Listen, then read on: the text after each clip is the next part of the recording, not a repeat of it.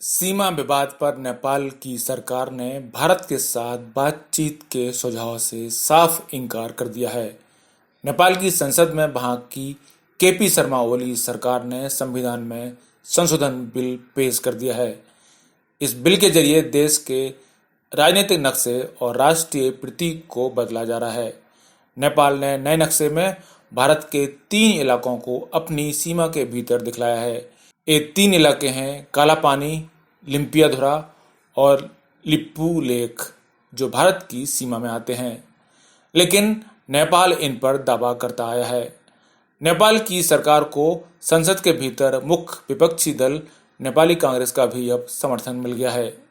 नेपाल के कानून, न्याय और संसदीय कार्य मंत्री शिवमाया तुम्बाहांग्फे को बुधवार को यह बिल संसद में रखना था।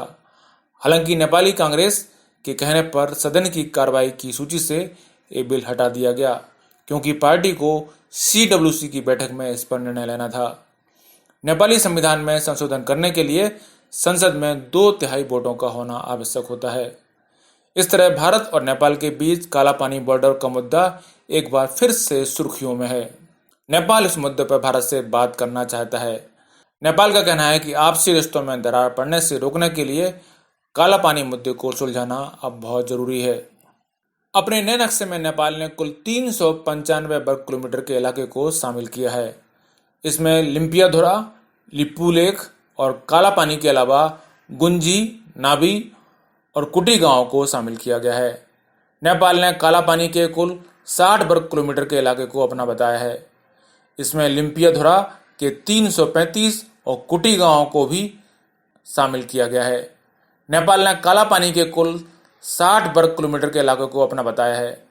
इसमें लिम्पियाधुरा के 335 किलोमीटर के इलाके को जोड़ दें तो यह कुल 395 वर्ग किलोमीटर हो जाता है। इस तरह से नेपाल ने भारत के 395 किलोमीटर के इलाके पर अपना दावा जताया है।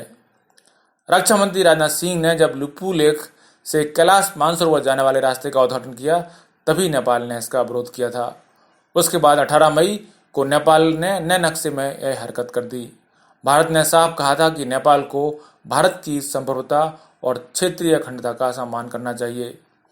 नेपाल के नेतृत्व को ऐसा माहौल बनाना चाहिए जिससे बैठकर बात हो सके।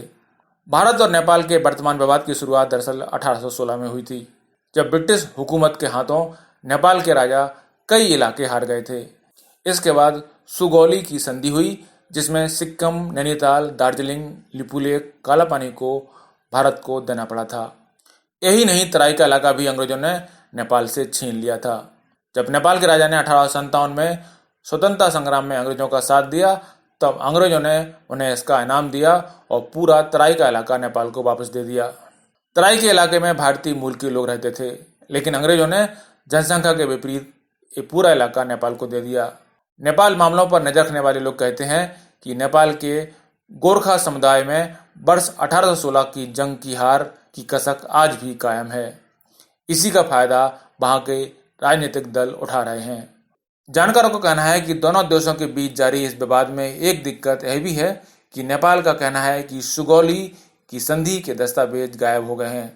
दरअसल नेपाल में इन दोनों जो राजनीति है उसमें वामपंथियों का दबदबा है। वर्तमान प्रधानमंत्री केपी शर्मा भी वामपंथी हैं। वो नेपाल में संविधान को अपनाए जाने के बाद वर्ष 2015 में पहले प्रधानमंत्री बने थे। उन्हें नेपाल के वामपंथी दलों का समर्थन हासिल है। केपी शर्मा अपनी भारत विरोधी भावनाओं के लिए भी जाने जाते हैं।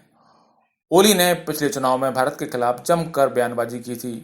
उन्होंने भारत का डर दिखाकर पहाड़ियों और अल्पसंख्यकों को एकजुट किया और सत्ता हासिल कर ली।